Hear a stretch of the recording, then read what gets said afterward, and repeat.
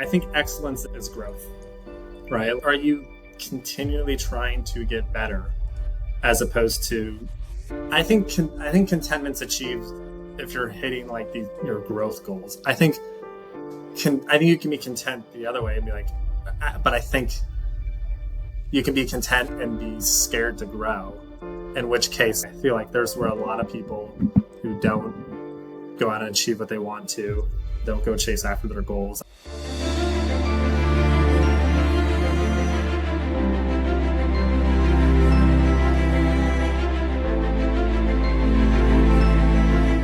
All right, so here's something I've been thinking about. When you're starting a business, there's no confusion about your purpose. It's to make money, create stability, and take care of your family. But then one day you kind of get there. You've created that stability, you've created that foundation, and suddenly the thing that was pushing you forward, it disappears. And that's what we're figuring out here on the other side of enough. I'm sitting down with entrepreneurs who have hit their goals, but they're still searching for something more. We're talking about what business excellence really looks like on the other side. Let's get into it. I'm excited to have you on because all of my guests actually, there's some pretty typical stages you go through as an entrepreneur. So like stage one is most people have a pretty high paying W-2, and obviously you're in that category. And so that's stage one, is like you have a high paying W-2, you start your side business and you're really excited, everything's going well. And then stage two is you're at the later stage where like you're making money from your business. You still have your W-2. W-2 is really high paid. It's super easy, and you have the golden handcuffs. And you're like in a season where I was in about 3 years ago, where like you have a first world problem where you're like, do I quit and lose the security, but then I could grow my business more? Or do I keep the security? I keep working this easy W-2 and just double dip. And then all of my guests actually have been, I'm just making up these stages as I go, but all of my guests so far have been stage 3, which is the season that you'll hit soon, which is they've quit their W-2, they've scaled, and they've actually done everything that the coach said to do. They like executed the checklist flawlessly. And of course, their business models aren't perfect. They still have problems, but they made the money, they quit the job, they did all the things that the world says to do to make you happy. And then they're like, wait a second, I'm happy, but kind of not. So what's going on here? Let's talk about it. I saw this podcast. I forgot whose it was, and I forget the exact name. It's probably a good thing, but and it was in the land space, and the podcast cover said something like, learn how to scale your business so that you can live the life of your dreams or something. And my podcast is actually like a rebuttal to that. It's basically, hey, we've all done it in this little community of guys I'm interviewing. And yeah, it's nice, but it's not like we wake up super blissfully happy every day. Yeah. So you've scaled, and they said you to live the life of your dreams. It's okay. I've scaled my business. Like what?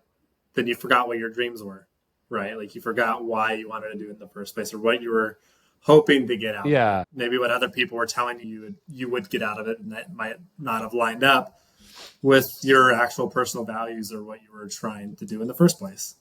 I think there's this belief that if you can just control your schedule, then there's a lot of little beliefs. If you could just control your schedule, then everything will be better. Or if I could just make twice as much as my W-2, then everything will be better. And you tell yourself all these things. Or currently we're in Japan. Yesterday, so I worked from, I can look at my calendar. I worked from like 6 a.m. to maybe 9. Okay. I worked 3 hours yesterday. And then we hopped on a train. We took an hour train ride to this place called Nara, Nara. And there's a deer park, like a park with deer in it. And you can feed them and they come up to you.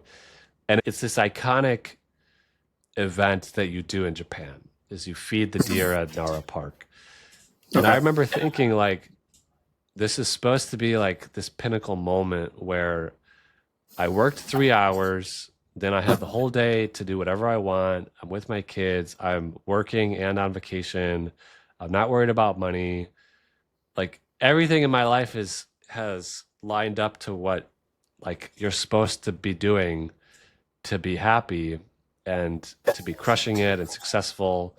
And I even had a Yeah. friend, I sent him a video and he's this is so cool. I'm reading right now. This is so cool. Man, I love seeing the memories you're building with your family. You're living the dream. And I'm like, am I living the dream? What is the dream?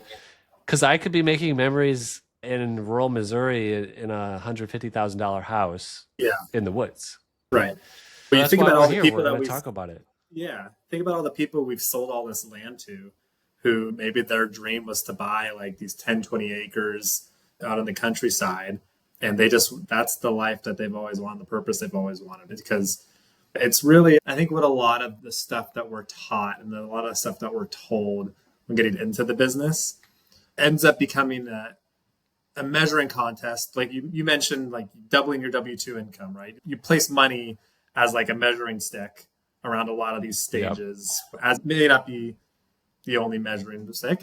Freedom is another measuring post as well, especially as a guy coming from W-2 life, right? Not all of my time is mine, but I think you dive into that a little bit more. I think you're using these measuring goals and measuring sticks of stuff that's not exactly lined up with what your true purpose and true values are. Like Yeah. it's everyone says that on the surface of, yeah, I want to be free. I want to be financially free, right? I want Right. to start this business. I want to scale it. I want to earn enough money so that I have this freedom to do what I want. But no one Right. ever stops and thinks about what is it that you want, especially along the way, right? What is it that you want? Do you want all this freedom and time because you want to be more involved in your community? Do you want all this freedom and Right. time because you want to play golf more, right?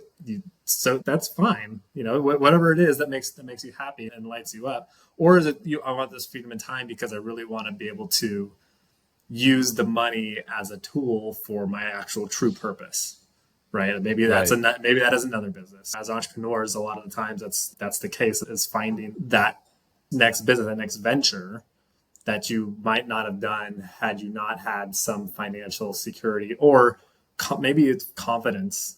Maybe it's financial confidence, business confidence, be able to start that next venture because you know that you can do it. You have done it. You know that it's hard though, so maybe that's holding you back from the next stage. But Right. I think that's, especially coming into this business and seeing where it could potentially lead. I viewed the land business itself as this is just the cash building tool. This is not my purpose. It's not what I wanted to find my career on. I think Hmm. the perks of it are the money and the freedom, but I don't think that's the end result. I think that But what's the end and what's your purpose? Because I could come up with rebuttal. Let's say your purpose is to serve in a soup kitchen and spend super high quality time with your wife and kids. And you like totally max that out. So every night you're in the soup kitchen. I don't even know if they have soup kitchens nowadays, but I'm sure they do. you're Yeah, serving like you're I served volunteering your time. homeless. Yeah. Like I hung out with a lot of homeless in North Carolina when I was single and like I've spent a ton of time with my kids and I guess my rebuttal would be if you're a high enough performer to quit a high paying job and make more money on your own. So if you're that type of high achieving go getter, then you're going to be bored out of your mind watching your kids ride their bikes in the driveway and talking with like homeless people about like how to get a job at McDonald's. I agree. And I actually don't think it's that good personally. I don't think it's that good for the kids just to see dad at home all the time. Yeah. I think they need to view dad or mom, whoever is out there achieving, they need to see them in that achieving role. Hmm. I don't think it does the kids any service as a role model to show mom and dad as, hey, listen, I worked hard. You don't. I'm not going to show you how to do it. I'm just going to be here around you all the time and Right. exude my whatever Yeah. bad habits I'm They need forming to now. know Or not yeah, everything revolves around them, right? yeah, exactly, exactly. And that's how we try and are now starting. Our kids are 5 or 6 and 3, soon to be 6 and 4, similar ages, I think, to your kids. And we're trying to instill that everyone has a role to pitch into the family, right? So Yeah. let's just starting with, we don't even really well define what are our family values. We're not having that as far as well defined, but we do have roles and responsibilities in the family. And so I think it's just starting there and teaching the kids that, hey, your role and responsibility is to make sure that this house can maintain and stay in order. That way we can have a nice, peaceful, easy, fun days and nights together. When it's not in order, when toys are everywhere or we're behind on our schedule, then that's when chaos happens and accidents happen and frustration happens. So we're starting to try and at least instill that so we can say, hey, we have jobs. Everyone in this family has a job in order for us to be able to do the things we want to do. So in order for my sons to get to their t-ball practice, or for us to be able to throw the ball outside or play basketball outside or go for bike rides, right? And it's the same thing for us, for mom and dad. We tell them, hey, we have our roles and responsibilities to make sure that we can provide for you, provide for the house over your head. This is all the basic stuff, right? If you're going through your hierarchy of needs, it's like we've taken care of the high paying W-2. We've taken care of the very the low basic hierarchy of needs. But now you're trying to go up the ladder of, okay, trying to build towards that purpose and trying to Yeah. find that as you go along. I guess this is a self actualization. I should learn how to pronounce that. It's a self So, actualization right. podcast where like we've checked all those lower Yeah. tiers of needs. Yeah. Most Yeah. of us we're like working out, we're healthy, Yep. we're working Yep. out, we're, Yep. we're doing all the things, and then now we're like, okay, like who am I? We ask all these questions. We have the luxury to ask these questions of what is my purpose? Yeah. If you're commuting, when I was 24 years old and a stressed out lieutenant, commuting an hour every single day, it's just you don't have the luxury to think about that stuff. You're Right. just trying to survive. Right. Or talk about it. What's next? Yeah. Yeah, You don't have anyone to let's talk about this. introduce you. Okay. Let's introduce you, and then I want to go through some questions and talk about what's next for you. Yep. So we're here with Ben. Ben lives actually. How far away from me do you live? You live a few miles from me We're in probably Southern like California. 5, 10 miles. We're in East Okay. Pasadena. I'm in West Pasadena. So we've gone hiking a bunch of times. Unfortunately, our hiking trails burned in the fire. So that's a bummer. Yeah. But why don't you introduce yourself and go through your background and bring us up to speed of where you're at right now? Yeah, totally. So my name is Ben Gallant. I moved here to California. I grew up in Texas, but moved to California to go to school at USC. Got a degree in economics and then met my wife there. And so she was from Pasadena, which is why we settled here now. But I lived my whole career in the LA area with a background in commercial real estate. I've been a lot of just W-2 roles. So started off in capital markets, doing for commercial real estate, mortgage brokerage, and debt and equity raising. It was interesting, like starting my career in commercial real estate. This coming out of the recession in 2012. A lot of it was really hard to find a job in the first place, but I just knew that I wanted to be in real estate. I did a couple of smaller real estate internships. I didn't really know much about the business at all whatsoever. I tried asking a few people, but a lot of my network was back in Dallas, and I wanted to stay in LA because she was my girlfriend at the time, but now my wife was going to stay here as well. So I wanted to make that happen. I just didn't have as big of a network, and I didn't really have many people to ask, what is real estate? What is commercial real estate? What is the difference?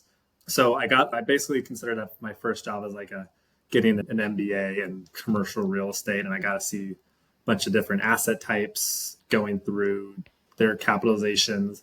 But I still wasn't quite clear on how to translate that into a personal wealth entrepreneurial role. I don't even think I got the itch to do anything entrepreneurial really until I found out in 2019 we were having our first kid.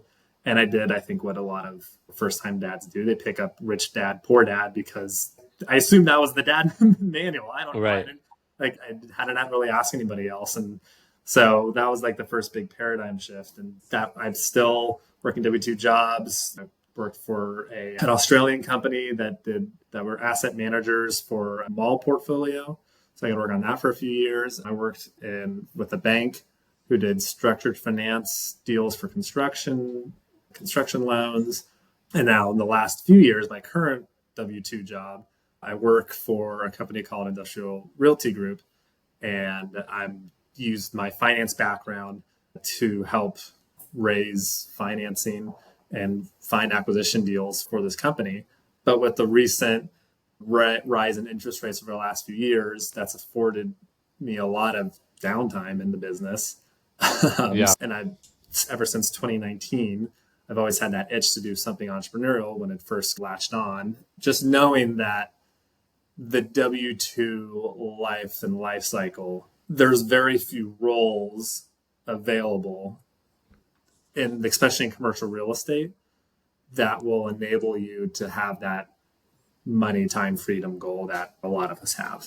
Yeah. So I think the majority of those roles in the W-2 side are within private equity shops. And there's a few private equity shops in between, and those are very competitive. And by maybe 4 years ago is when I started to realize that. Like I said, I think a lot of my peers coming out of college who maybe had a dad or an uncle or a cousin or a friend who had been through this, they probably knew more about how to go about carving that path. I did not really have anyone in my network that was like that. So a lot of my education I had to do on my own. I had to listen to podcasts. Right. I had to read books. I stumbled onto real estate Twitter about in the middle of 2020, right when COVID hit. I found a small community of real estate professionals that kind of grew along with it. And people were starting to share their stories about how they grew their own real estate companies, a lot of them as commercial real estate operators. So you had self-storage operators and industrial operators. And so at first, especially post-COVID, when I first started trying to plot in my mind, okay, how do I start my own business? And how do I start a business that provides enough to feed my family and buy a house and do all the things in Southern California? In Southern California, the math on a lot of these endeavors was not really adding up, because everyone that I was talked to and all these different models, especially in commercial real estate, all these different business models, it takes a few years before you see real money. Like you've got to scratch and claw just to raise enough money. And it could be 6 to 9 months before you find your first deal. And your life cycle, a business plan for these commercial real estate deals could anywhere between 5 years on normally. And COVID, people were getting through it maybe 2 to 3 years, but those times are gone. And I was always using conservative underwriting. So now I'm thinking, okay, I can't put my family, subject them to that business model for 3 to 5 years. Yeah, because we're ready to settle down and create some roots and buy a house. And our family is growing. 2021, we found out we were having our second kid. And we were living in an apartment in Old Town, Pasadena, with a 2-bedroom apartment. And our Warren, our first son, was just starting to walk, and the walls were really starting to get smaller and smaller. And we really want to buy a house. I managed to find the current W-2 that I'm in now, but at the same time, really scratching my head around how do I find like the right side hustle to start? Because I think like everyone else, is the origin story of, I think you need to get to that financially freedom spot, at least just to be able to call your own shots and determine your own path, and being able to buy the time back to explore that. And so I think one of the questions you brought up earlier is like, how do you even know what your purpose is? A lot of folks that are in my position, or were in my position maybe 2 to 3 years ago, are thinking like, how do I even start the journey? And so now that and then the thing that once I stumbled onto the land business and the land model, I think that it was, at least in my eyes, at least provided an avenue just to start building a cash and a cash moat. And I think it's a great model to be able to do that with. In the beginning, and obviously in the beginning, there's definitely a lot of peaks and valleys, and you have a lot of more outflow months than inflow months. Now I've been doing this is like probably my 2-year anniversary from when I started. And now there's way more inflow months than outflow months, and really picking up the pace of gross profit and net profit even. You passed your W-2 income, right?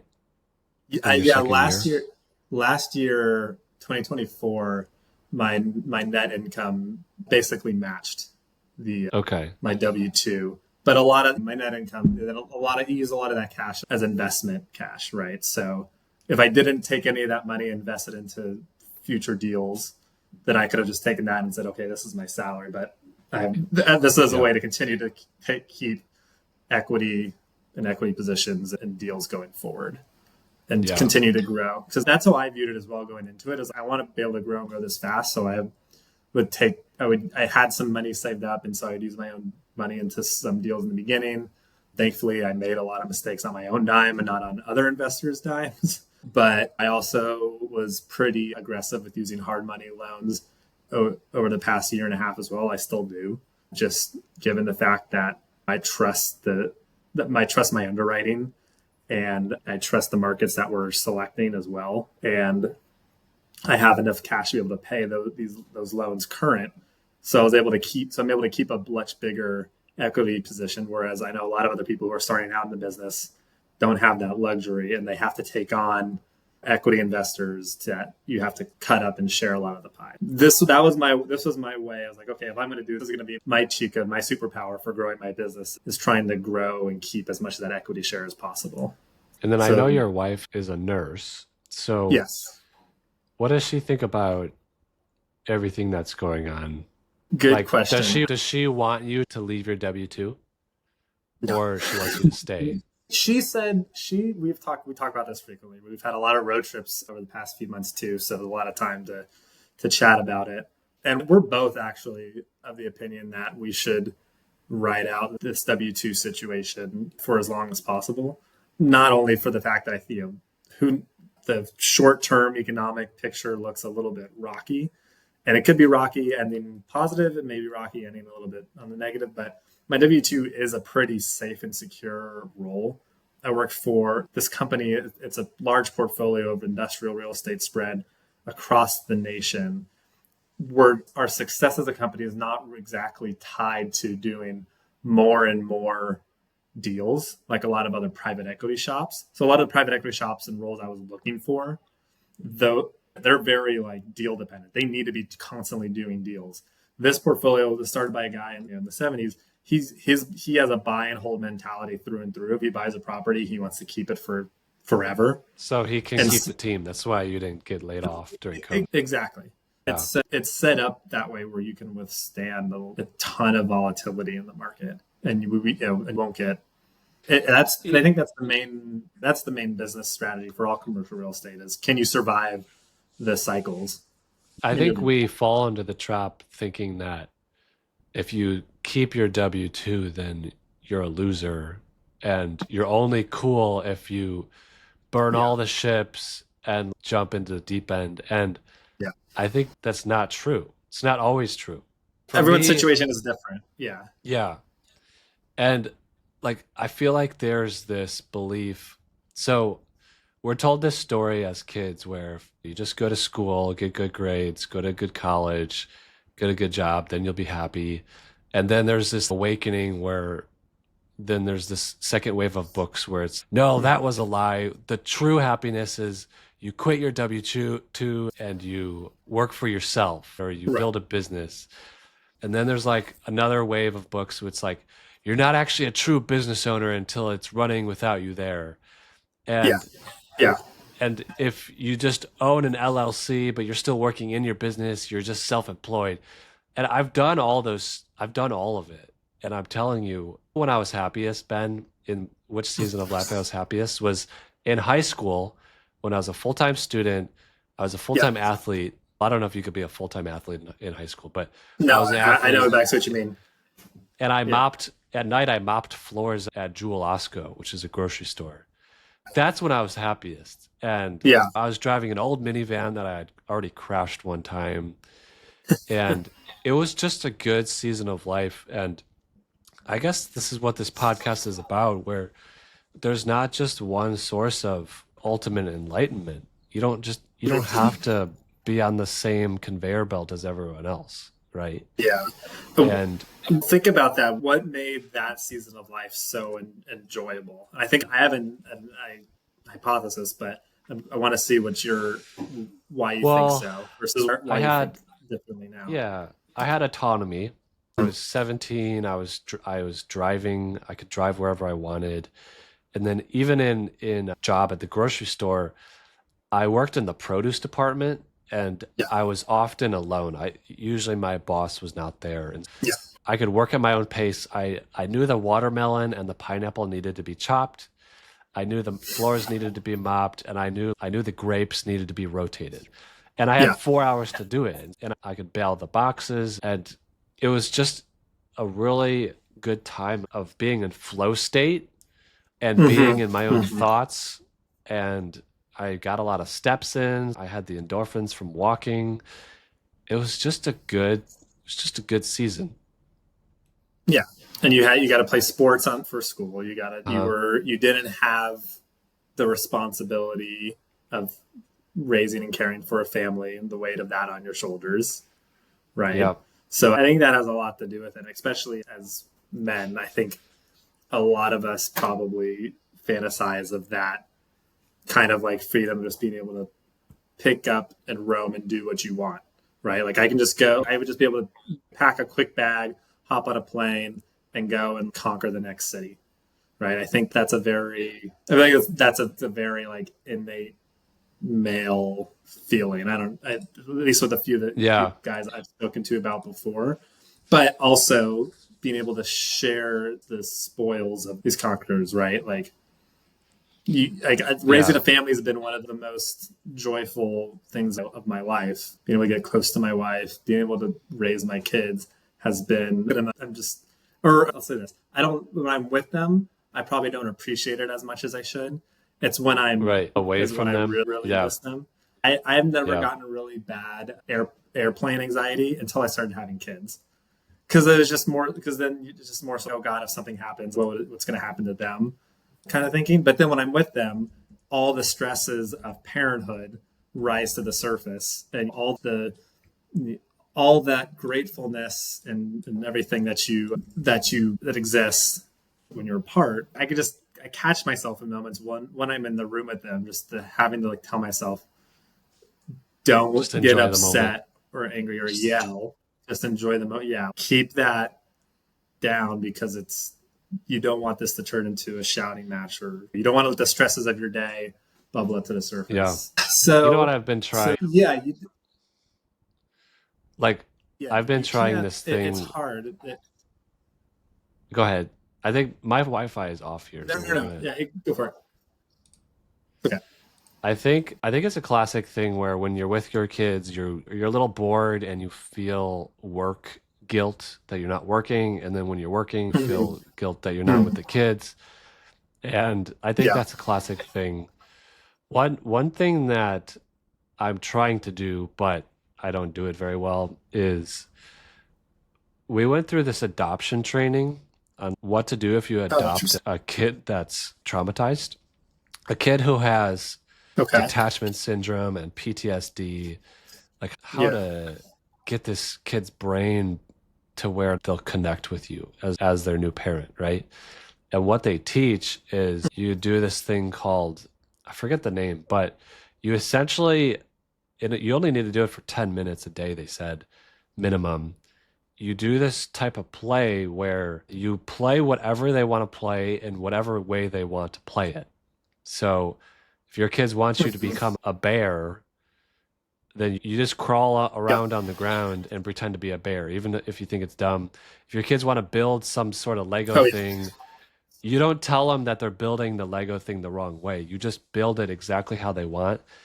And I've been trying to do that with my girls where I don't try to steer their Right. play. I just participate how they want me to participate. And I'll That notice makes sense. their behavior. But one thing I've noticed with my girls is if I ask to snuggle with them, they'll snuggle with me in the mornings and at bedtime. But during the day, they have no interest in Mhm. snuggling with me. However, I found a trick where if I pretend to be a bear and they're the baby bears, they'll snuggle with me in that context in their imagination.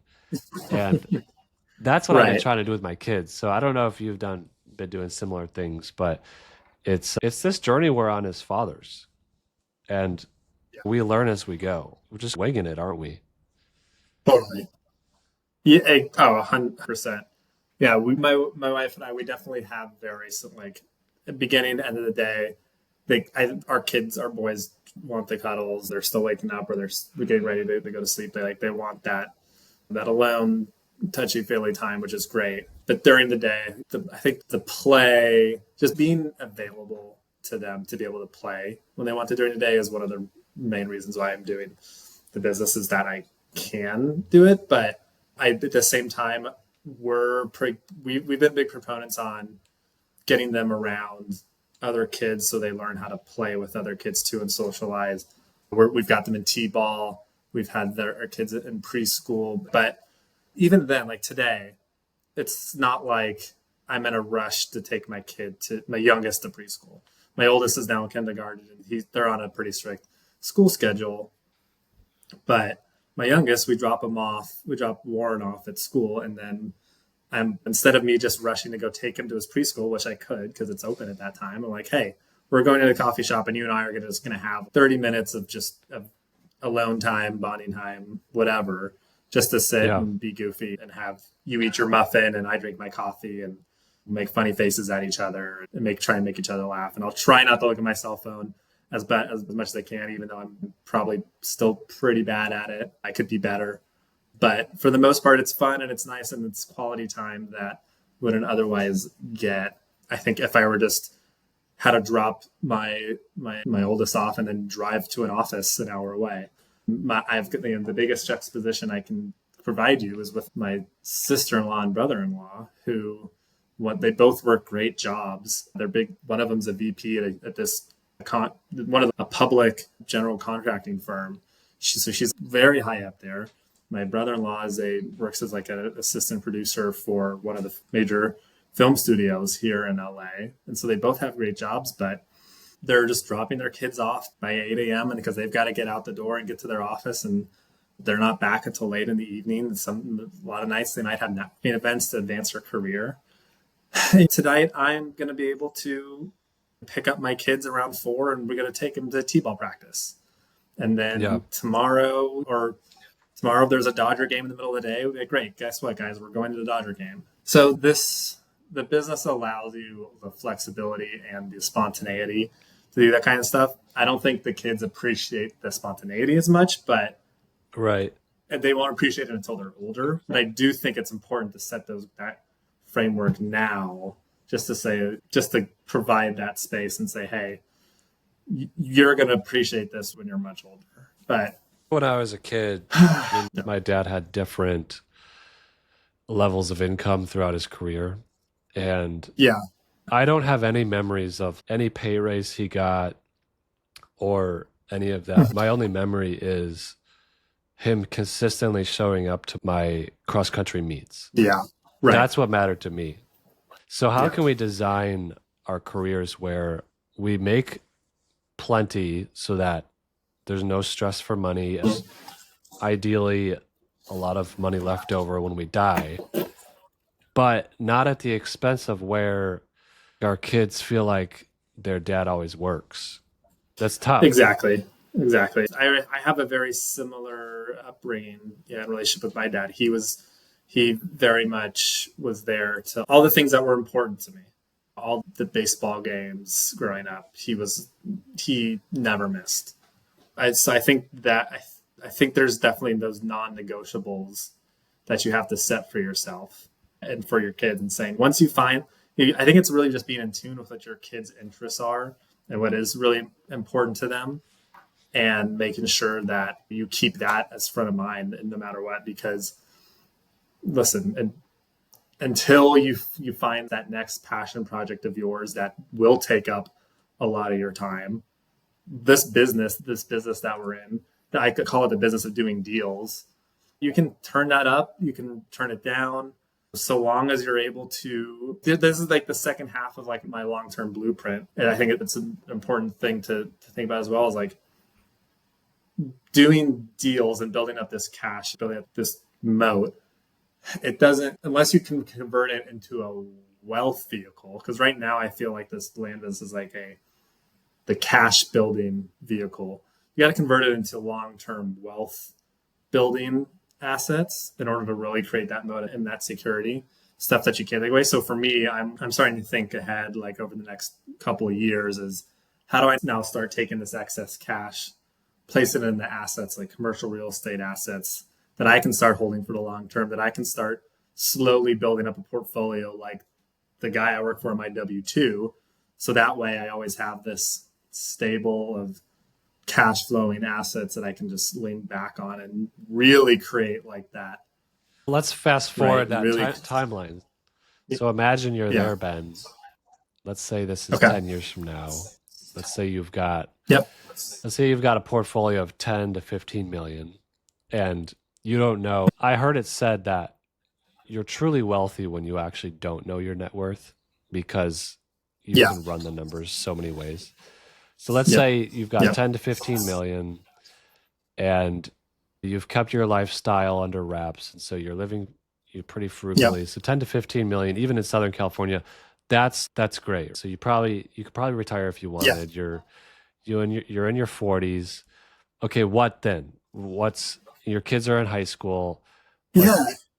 then what? Do you just Yeah. hang out? I think Like you follow your kids around, because they're not going to watch you No. around as No. teenagers. I think you can, at least for me, like I love the thrill of a deal. It's Yeah. like I know, like the guy I work for, he's a deal junkie, and he's going to do a deal. He still works these deals that we're doing.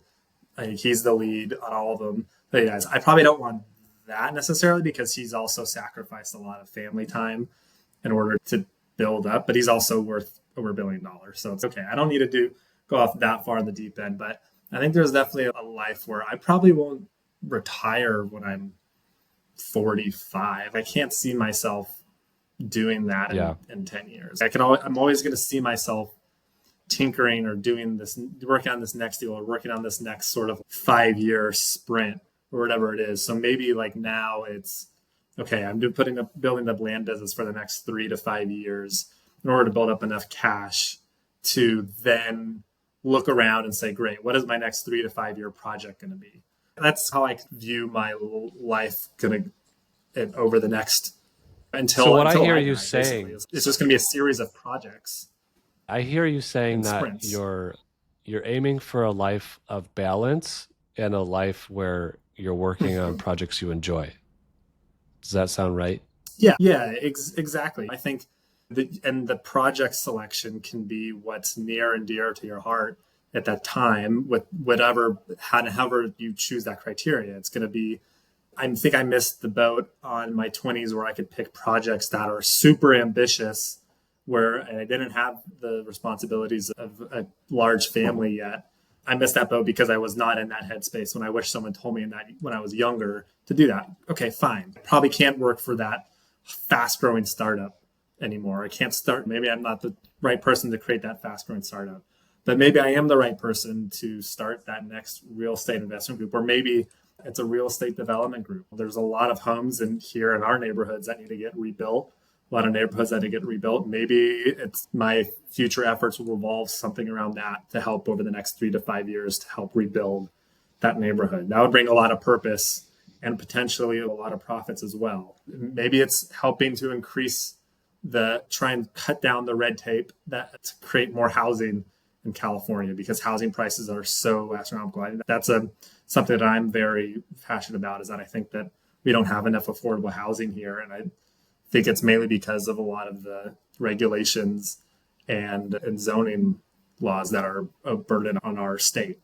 But for right now, I don't think I can really make my mark on any of those until I've achieved my current project, which is achieve financial independence through this land business stuff. So that's how So like is it I've a kind of point? Is it just binary thrown out where my it's North Star. like where you hit? Is there a point at which you've arrived then? What is financial No, I don't think independence? I don't think you ever arrive. I think you only arrive if you're like, I think you only tell yourself you've arrived if the journey that you're on is a burden to you, right? And you're shedding that burden from your shoulders. So I just see it as like one, and I don't think that's necessarily the right way to do it. I don't ever think I can ever kick back, hook my feet up and be like, I'm done. I can just rest easy now. Maybe when my body the physical toll it might take is too much. But even then, it's not that hard. Like I said, my boss, he's in his 70s. It's not that hard to put deals together because all you're doing is just talking to people and doing a little bit of math. I think you really, the main goal everyone should try and strive towards is figuring out how can I sustain myself and my family first based off my own efforts and skills. And once you do that, if you don't have that next, like after going from 0 to 1, if you don't have that 1 to 10 in your personal life, right? Just to steal that kind of the startup framework, the Peter Thiel framework, like I'm still working on 0 to 1. I'm trying to get to that. I've reached that kind of product market fit in my entrepreneurial skill set. Is okay. I know what's working. I know it's building cash. I continue to do these steps. I'll probably continue to grow, the bank account, whatever. I do have, I think it's important to have throwing out that North Star 10 years in the future that may always just continue to chase. And for me, maybe it's having that large portfolio of assets. Like in 10 years, I want to have that large portfolio of assets. But now I'll get to maybe in 10 years, I'll get there. Great. I'm going to cast my North Star even farther out now. I think you have to continue to have something ambitious that you're constantly trying to grow and strive for. And that's what keeps me motivated, keeps me going. I think every year I ask myself that is that 10-year goal, that long-term vision goal, is that ambitious enough? Is that going to get me? If I achieve that, will I look back where I was 10 years and be like, wow, I can't believe that happened? Because I look back now from when I was 25, I think I just quit my first job. I started a new job with that Australian firm, not really knowing. I was thinking my career was going to be through this Australian firm, and because I had no idea what an entrepreneurial journey would even look like. So yeah, it took me 10 years to get to where I am today and making money where that now, I think the first quarter of this year, I've made what I'm making in my W-2, and it's only continuing to compound on itself. So I just set myself up for that, be like, give myself grace. You got to give yourself grace too for just saying, okay, it doesn't need to be, you don't need to figure out what the next what your next purpose and journey is today or tomorrow, but you do, just like you did when you start your entrepreneurial journeys, should start taking actions to line yourself up to what you want to be in 10 years. So what is that aspirational goal of a 10-year time period, 20-year time period that really lines up with like your core values? And you just start like you did when you started with your entrepreneurial, right? Like I know you did your option trading. I know you did your land business, right? And the land business was not my first entrepreneurial pursuit. I tried to buy self-storage buildings and that failed miserably because I didn't have the cash to be able to support the requirements of that business. I even started like a home cleaning business that I thought I could do, and I was hiring out subcontractors because I thought, hey, this would be if I can get this up and running and automate that and like you said earlier, you step out of the business and now it's just spitting out cash flow that I can rely on and not have to work my W-2. I tinkered. I think a lot of people tinker in that first stage. until they've landed on something where they can grow into the second stage, as you put it. And I think it's the same way after you make it to stage 3 of this, like that post-economic financial freedom stage. Is okay, great. What would really give you legacy?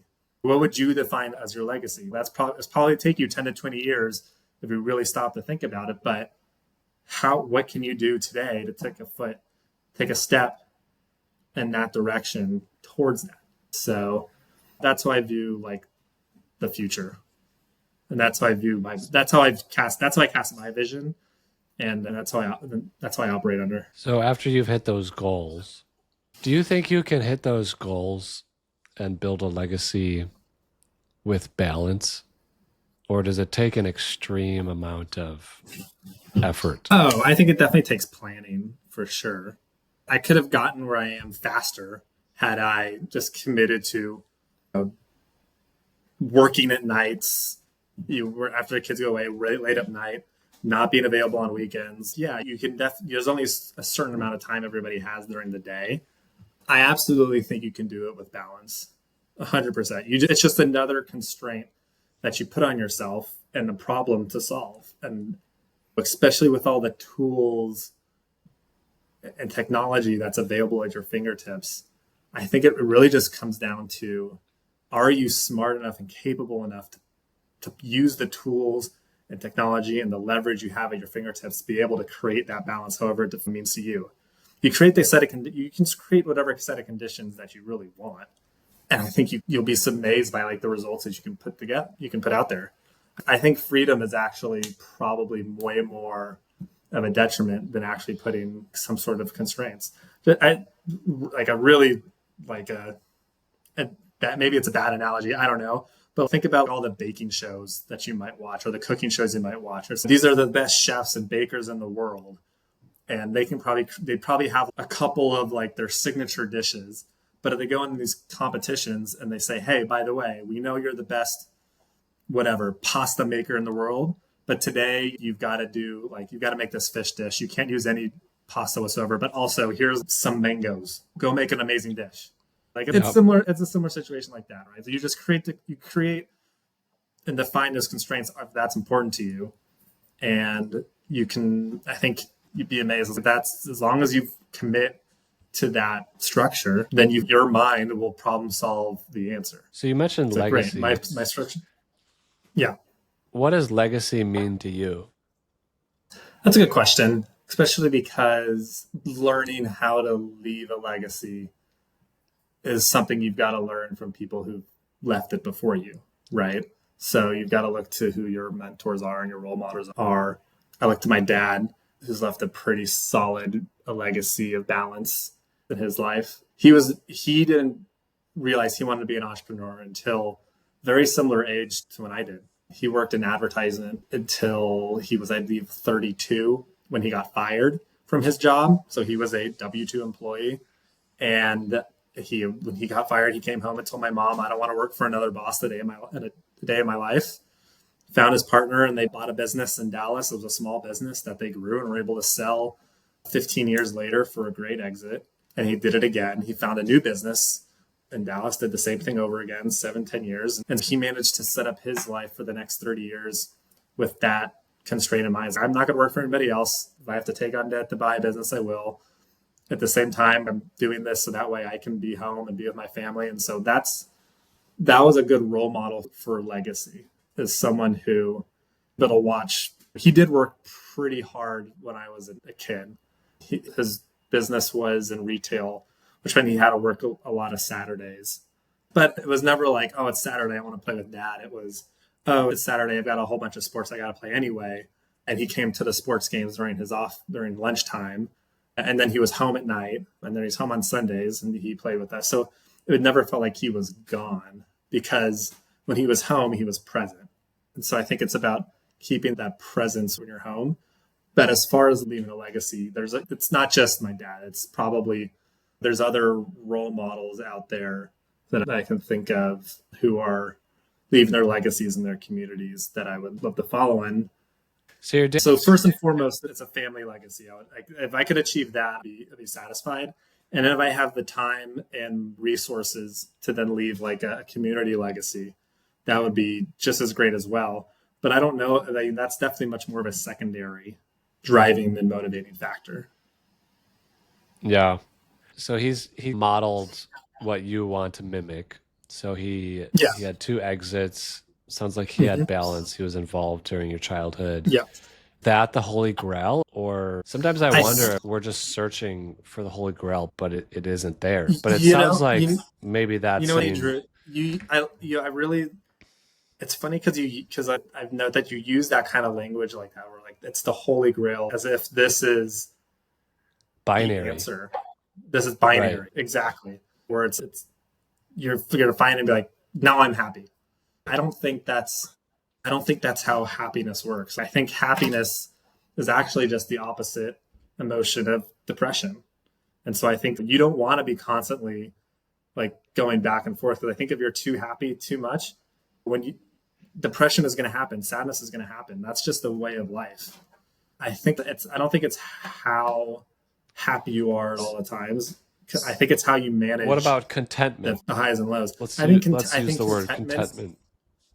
Yeah, I think contentment and satisfaction are probably more so what you're trying to seek and find. It's like I took a philosophy class in school that's interesting. It's called "What is the Good Life?" And we studied a lot of the traditional philosophers, Socrates, St. Augustine, the Stoics, and it's like constantly you start off and you study all these different schools of thought, and Socrates and Aristotle, but I took away from that. And I'm not, this is 15 years since I've read a philosophy book, but I still read maybe snippets here and there. It's the pursuit of excellence, right? Like it's living a virtuous life. And it's having the joy in the pursuit of excellence. Exactly, right? It's finding the joy in coming in and choosing to live that life of a pursuit of happiness, the pursuit of legacy. I don't think it's actually reaching out and grasping arriving. Great, I have it now. Okay, I'm done. So it's the journey. It's always that pursuit. Yeah, it's always like, what can I do today to make myself a little bit happier? And it's funny when talking about like that balance, like happiness, sadness, happy depressions, right? It's like a lot of us know that there's like the biological or the physical hacks you can do to help raise that baseline happiness, right? It's like, do you work out? Do you get enough sunshine? Do you eat well? That's all the physical stuff you can do. But then there's also the spiritual stuff that you can do as well to fulfill that bucket. And that's like I think that's like a separate bucket that people forget. And there's the family bucket. There's all the different buckets that you have to fill. And I don't think any of us are ever perfect in any of those at any one time. So it's a constantly just being able to have that time and space to sit back and be like, okay, great. Now my business bucket is maybe filled up, but how's my family bucket? How is my spiritual bucket? How is my physical bucket? How's my social bucket? Am I talking to my friends, being able to see my friends a lot? That's something I think as young fathers, I've sacrificed, not being able to see my friends as much as I would love to. Is pursuing excellence the same as chasing perfection? That's a good question. Is chasing excellence the same as pursuing perfection? I think it depends. I think it depends on like we talked about earlier, is whether you give yourself those certain constraints or not, right? Are you pursuing perfection and excellence in spite of everything else, and that's your number one goal? Or you're pursuing it in excellence while also pursuing excellence and being an excellent dad? You're also pursuing excellence in being an excellent member of your community, or having physical health excellence, right? So I don't think it's just as simple as just defining it as one overall marker. I think you've got to divide it into those important and separate, because like points and values of your life, all the different important aspects of your life. Really ask yourself, because we all know the guy who's, look at all the influencers that are around these days that they probably have, that are making a ton of money. They have a huge influence. I don't see, and how many of them probably don't have any kids? And I look at that, and maybe that's their choice. That's their life. That's great. But I think personally having kids was the best decision I've ever made in my entire life. Right. And just there's no level of joy I could have matched that did that. It also came with a lot of responsibility, and it came with a lot of sacrifice of maybe I'd be one of those influencers right now and starting my own whatever content marketing machine. I don't know. If I had the time that I've been devoting to being a dad, that was a constraint that I wanted to put up in my life because it's something I valued. Raising a family is something I valued. And I think if you're trying to achieve perfection, it's impossible. You'll never achieve perfection. So don't put that as your North I wonder if Star, excellence and perfection are two sides of the same coin, right? So chasing perfection would be the unhealthy way, where you beat yourself up, you like whip yourself in the back. Don't they make those self whips? It's really weird, but you whip yourself for not hitting some milestone. And then pursuing excellence is just enjoying the pursuit of becoming better every single day. That's how I think of it, I guess.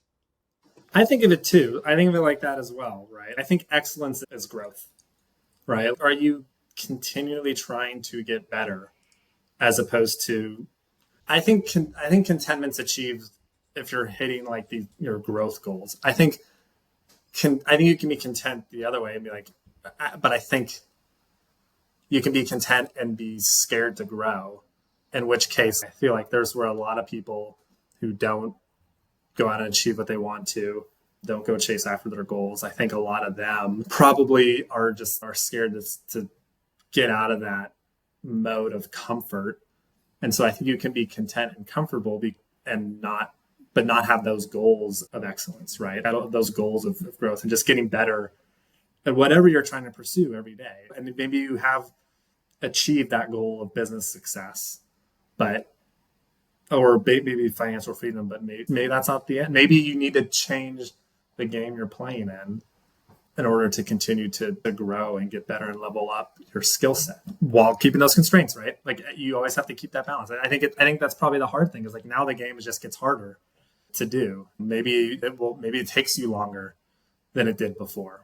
Maybe if you were able to build up a business like a land business in 5 years where you're able to have level of financial freedom, maybe in the next game you play, it's a 10-year, 15-year horizon before you get to that next level of what you want to achieve. So one game I find it's like a hamster wheel that I voluntarily put myself on.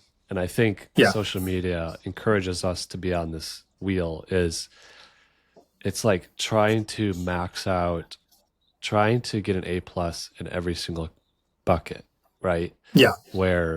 Okay, so as a man, I'm supposed to be super rich. I'm supposed to be super fit. And by the way, to be fit as a man, not only do you need to have low body fat, but you also need to have big muscles, which is an incredible amount of work. So you need to have a six pack. You need to be a good public speaker. You need to be driving nice cars, but not too nice because you don't want to be flashy. And okay, so you start waking up at 4 a.m. to do your journaling and your meditation and your cold plunge and your workout.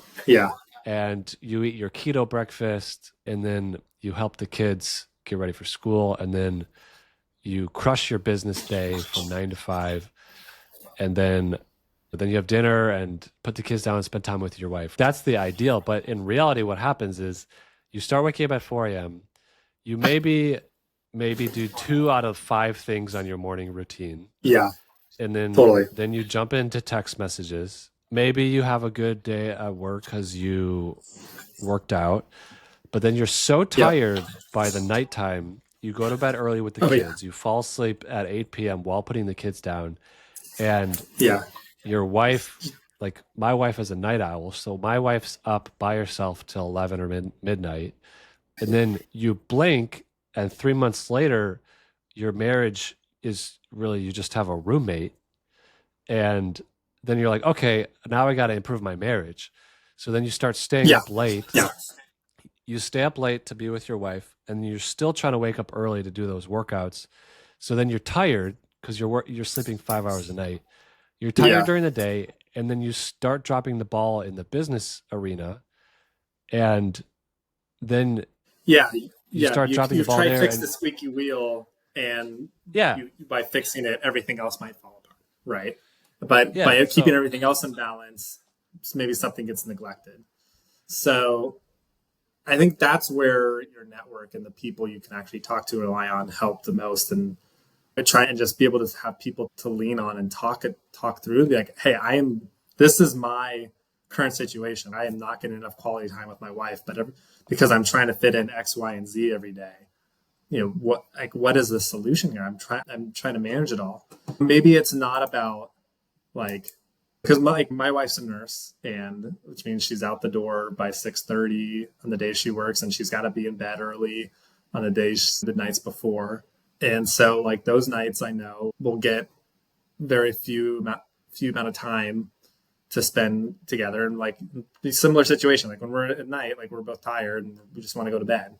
So maybe it's not filling up the bucket day to day. And this is something that we will always try and carve out time. Is maybe it is a day on the weekend, right? Maybe just drop the kids off with the grandparents or get a babysitter and do date night, right? Maybe it's not about trying to squeeze in every aspect of that bucket on every day, but it is looking at it more from a week to week basis, or maybe it's more of a month to month basis, and once a month you have the whole weekend to your wife, whatever it is.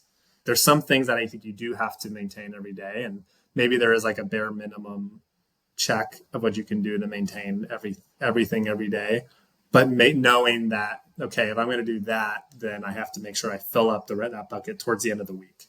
Maybe it is a sacrifice. Okay, maybe on Fridays I don't wake up at 4 a.m. so I have more energy later in the day.